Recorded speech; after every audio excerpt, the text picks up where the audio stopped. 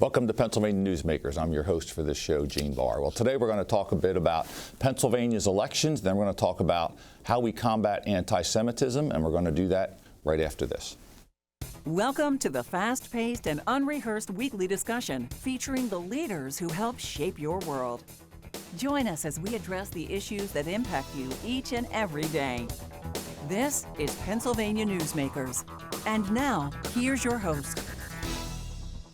Welcome back to Pennsylvania Newsmakers. My guest today is Secretary of State Al Schmidt. Secretary, thanks for being back with us. Greatly appreciate it. I appreciate the opportunity to be back with you, Gene. Thank you. So you've been Secretary of State here in Pennsylvania since January of 23, correct? That's right, since the start of the Shapiro administration. Yeah, some days it seems like many more years than that, I'm sure, with what's going on. So I greatly appreciate you coming back. You were here with us just about a year ago, and we were looking at what might happen in the November of 24 elections. And it seems like it was certainly less eventful than 2020, right? Is that for sure. Yeah. And we had high turnout, which is what every election administrator or overseer wants to have, so that people make their voice heard.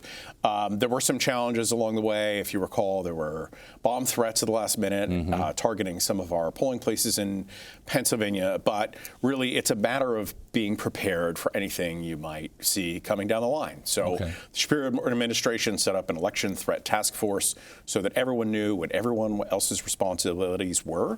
So when there were any issues at all, everyone was prepared, and that's the most important thing. Okay, so let's clarify as well, and not everyone understands this. So the counties basically administer the elections, correct? So the job of the Secretary of State and his department is to oversee those, make sure that things are enforced fairly, or what's the best way to characterize it? It's really to oversee, and I feel most importantly to assist our county partners. Okay. I was a county election commissioner for 10 years. Yeah. That's right.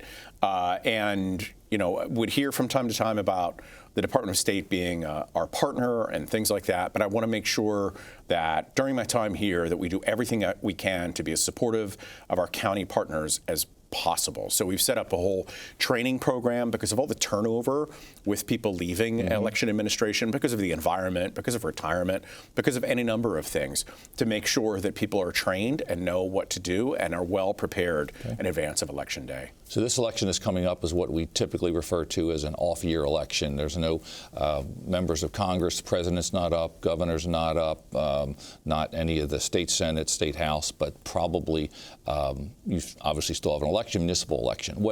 How are you guys feeling about it? Are you hearing anything that particularly concerns you at this point? It's an off-year election, but that doesn't mean it's any less important. Okay. There are plenty of offices up for election on the ballot at the county level. It depends on from county to county whether they're township supervisors or county judges, because we elect judges in Pennsylvania, or any number of other offices. They are very important positions, and they have a bigger impact on your everyday life, I would argue, than most federal offices that draw a lot more attention. The one that seems to have gotten the most attention has been actually a retention election, interestingly enough, at the state level for three Supreme Court justices. And it's simply a yes or no. Does that present any additional challenges, or that's simply another check the box for everyone? Yeah, judges in Pennsylvania, like I mentioned, are elected from the Supreme Court down to the municipal court in Philadelphia and other courts like that.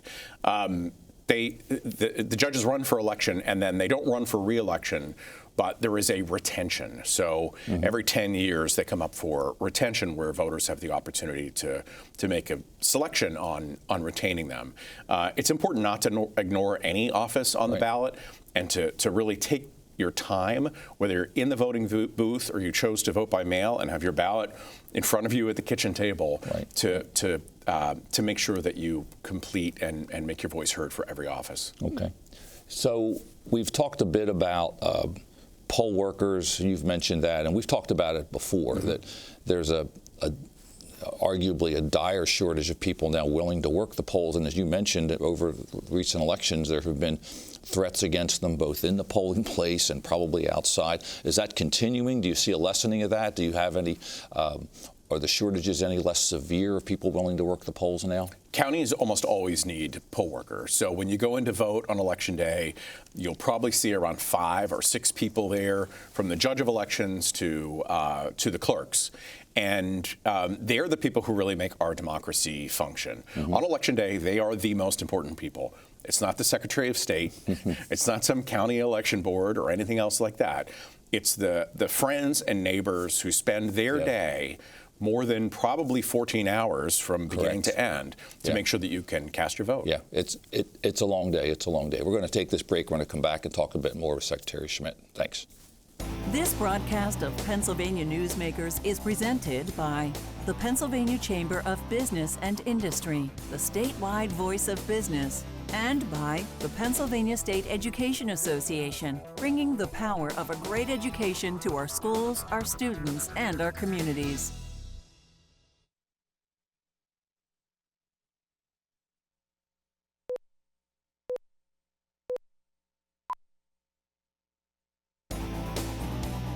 This broadcast of Pennsylvania Newsmakers is brought to you by the Pennsylvania Highway Information Association, the go-to source to learn about transportation projects and issues. Please visit pahighwayinfo.org. And by the Pennsylvania Manufacturers Association. Business in Pennsylvania is our business. Welcome back to Pennsylvania Newsmakers. We're very glad to have Secretary of State Al Schmidt with us today. Secretary, thanks again for being here. Recently, President Trump has made a couple of pronouncements. One of them was relative to elections. One of them was that he wants to work to ban mail-in ballots. He says that they're too susceptible to corruption. So why is that problematic, that statement? Well, in the United States, it's the states that really run their elections according to their state laws, provided they're all within the confines of federal law and the Civil Rights Act and any number of other federal laws that govern those sorts of things. But really, it is up to the states. In Pennsylvania, as you might remember, in 2019, well before COVID was even on the horizon, the House and the Senate, Republican House and a Republican Senate and a Democratic governor passed mail-in ballot voting in Pennsylvania to bring us along with any number of other states, red and blue alike, that offer the opportunity for voters to vote by mail if they are registered, eligible, and choose to do so. As I recall, that was a compromise because there was also an elimination of straight party balloting. At that point, you can't go in and just put one switch down to elect all R's or RDs. So it was a compromise, correct? That's right. In 2020, voters could no longer just select party and vote for all the candidates in their own party. They can still do so, but they have to go down candidate to candidate to make those selections. One of the other things that has been out there that the counties want, you talk about what, the counties administering this has been what they call pre-canvassing. Just talk a bit about what pre-canvassing is and your thoughts on whether or not we're going to be able to get pre-canvassing. Yeah, Pennsylvania is at a little bit of a disadvantage because most other states that allow voting by mail permit their counties to begin processing mail-in ballots in advance of Election Day to do any number of things to get it ready so that on Election Day they can immediately begin reporting the results for voters who voted by mail. In Pennsylvania, that process can only begin at 7 a.m. on election morning. So when you hear about delays in Pennsylvania, it's really not a delay at all. It's just our laws don't allow that process to begin until 7 a.m. on Election Day. But regardless, counties have gotten so much better at processing mail ballots. They've acquired additional equipment. They've just improved their systems. And I think in the previous elections, we've seen some pretty quick results.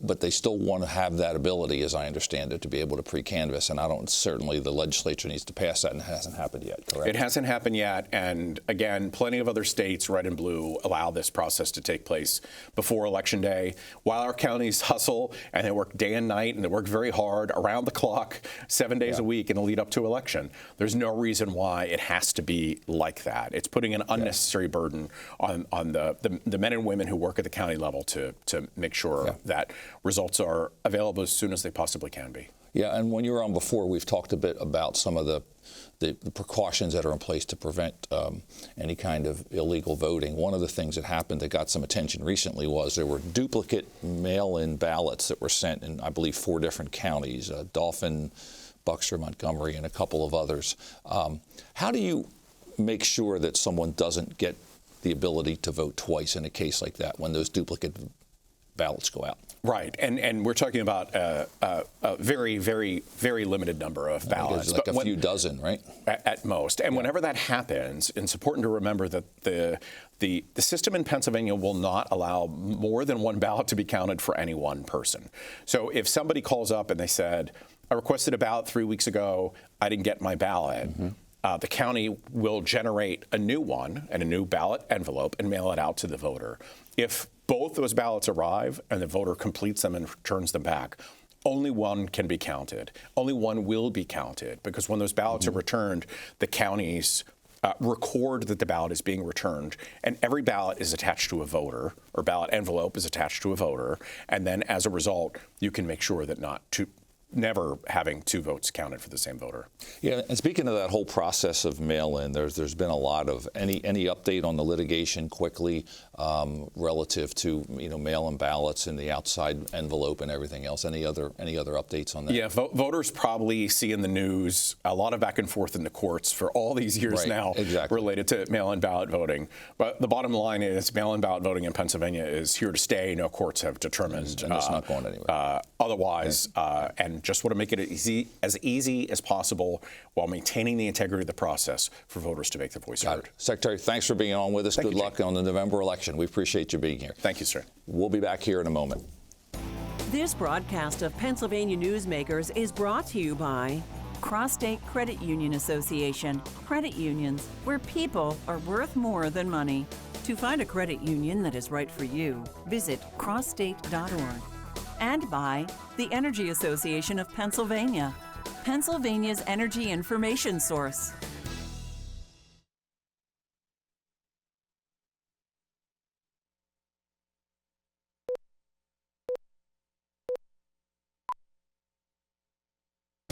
This broadcast of Pennsylvania Newsmakers is brought to you by the Association of Pennsylvania State College and University Faculties, representing the faculty and coaches who are devoted to providing quality public higher education for Pennsylvania's college students. Welcome back to Pennsylvania Newsmakers. My guest now is Hank Butler. He's Executive Director of the Pennsylvania Jewish Coalition. Hank, thanks for joining us here today. Thank you for being here. So you're an advocate for the Jewish community in Pennsylvania. Is that the best way to characterize what you do? Yes, the Jewish communities around the state, the federations are the larger communities, and there are smaller Jewish communities. And we act as one voice in Harrisburg and state government. Okay, so we're going to talk a little bit about anti-Semitism a little bit, which is unfortunately old, prevalent, still around, everything else. But one of the things I think people struggle, what is anti-Semitism? Basically, anti-Semitism overall is actions against the Jewish community or the Jewish people. It could be as simple as flyers being sent around, leafleted, or it could be even worse, of people getting injured or hurt because of their Jewish faith. Okay. How are you seeing an increase in the prevalence of it? Has it been more active, and is it linked to the events of the last couple of years? It's always been there. Right. We saw an increase after the Tree of Life shooting in Pittsburgh. Okay. Which was 2017. 28, or actually more 2018. 18, okay. Yeah. And since the actions of October 7th, we've seen a significant rise. Okay. Since then. And look, we can all acknowledge that what's going on in Gaza is a humanitarian crisis, a human tragedy, et cetera. But I think I read somewhere that most people have attributed a significant rise in that to that date. Why do you think that is? I think it's created anger, whether one side or the other, but I think it's also resentment and I'll say an opportunity to voice their concerns about the situation in the Middle East. There is a fine line. Everyone believes free speech is important. It should continue. I think free speech is basically American. Anyone can use free speech. However, there's a fine line between free speech and hate speech. And I think what's been going on is there's been a lot of crossing of that line. So it's easy to say free speech is important. It's a necessity. I think, in our community. However, when it becomes hate speech, it can easily go to violence, to actions regarding hate, and leading to anti-Semitism. Or racism or other areas. Some of those who have spoken out in the manner that you've talked about have said that there's an important distinction between criticizing Israel versus criticizing the Jewish people. Do you acknowledge that difference? I do acknowledge, but it's concerning because when you look at Israel, Israel was formed because the survivors of the Holocaust had nowhere to go. No countries would take them after the Holocaust. So Israel, through the United Nations, was formed as a refuge for the Jewish people after the Holocaust. Okay. So when we come back, we're going to take a quick break here. When we come back, we're going to get a little bit more into some specific incidents and what you guys are doing in order to combat some of this, because I know there's some programs that are out there that are being utilized for this. And we'll do all that when we come back here in a couple moments. This broadcast of Pennsylvania Newsmakers is brought to you by the Pennsylvania Medical Society. Inspired physicians committed to the good health of Pennsylvanians and the advancement of the practice of medicine.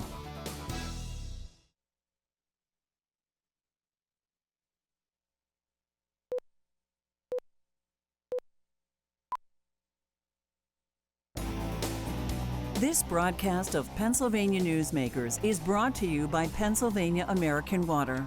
We keep life flowing across the Keystone State.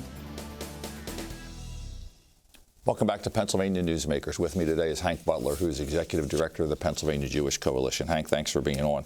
You had mentioned how sometimes this speech can migrate into violence, and we've seen it. You know, the attack on the governor's residence, which happened. You mentioned the Tree of Life Synagogue in Pittsburgh, which was 7 or 8 years ago, but a horrible, horrible attack, and we've seen it in other places as well. Of course, African American community had to deal with this. The bombing of churches in the 60s, among other things. So, what have you guys done? Have you had the ability, and you've taken steps, I'm sure, to address security? What is happening on that? Yes. Once after the Tree of Life shooting occurred, legislative leaders, as well as the Jewish community, got together and realized we've always been reactive in our fights against hate. It's time to be proactive. So, thanks to the legislature, and at the time Governor Wolf, we were able to pass nonprofit security grants, which was a 5-year program in which $5 million a year was allocated for protection, to give people a sense of security when they go to pray. It includes synagogues, mosques, churches, any nonprofit in which people can congregate there.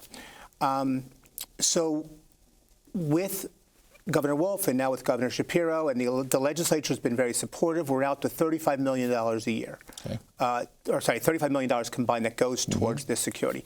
And what it goes to cameras, bulletproof doors, bulletproof glasses, concrete barriers, giving people protection, and so they feel safe when they go into their nonprofit facility, but to go to pray at mosques or temples and synagogues.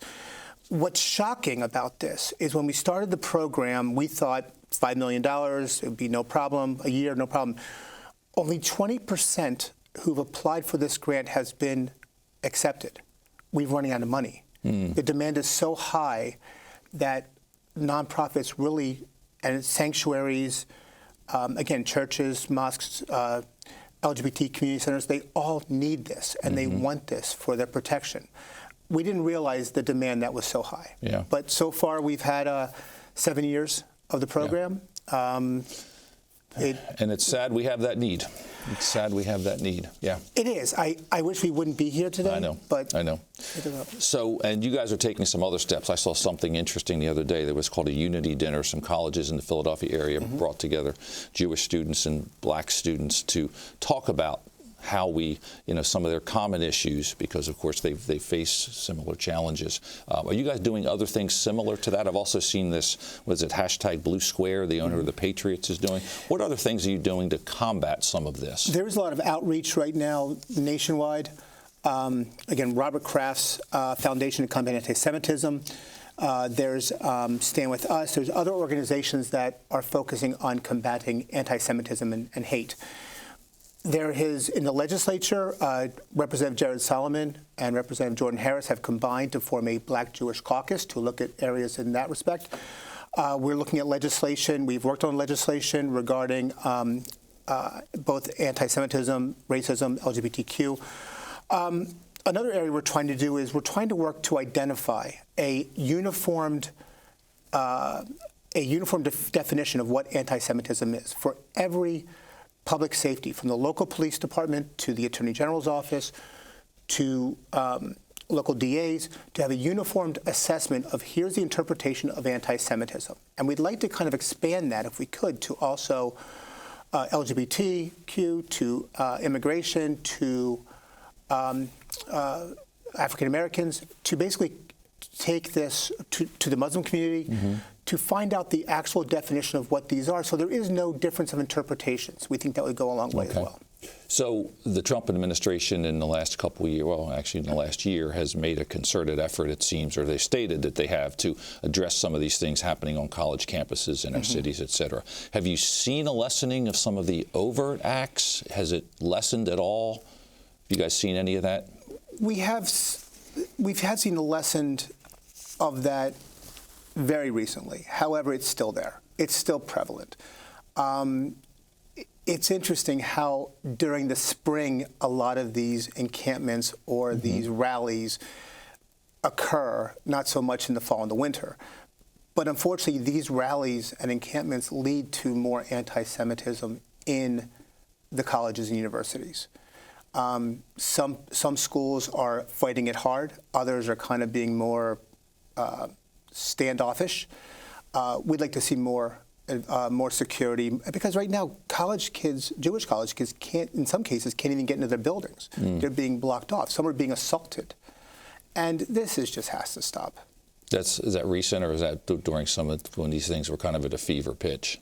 In some cases, it was last year. Okay. So really, it's towards the end of the school year. It really was when it jumps up. Okay. Finally, just quickly, let's talk a little bit. Do you guys have a position on this most recent peace accord that has happened that hopefully will end what's going on? We have not formally taken one at this point. I think what we're more focused on is anti-Semitism in Pennsylvania. Okay. We're encouraged by it, of course. We think it's a great step in the right direction. Okay. For Israel, bringing back the hostages is the #1 issue for that country. Okay. We encourage that. Good. If it's one step towards stopping hate in our society, that's what's most important. Let's take that and go with it. Okay. Hank, thanks for being with us here today. We greatly appreciate you being here. Thanks again for being with us here on Pennsylvania Newsmakers. Look forward to seeing you on the next show. Thanks.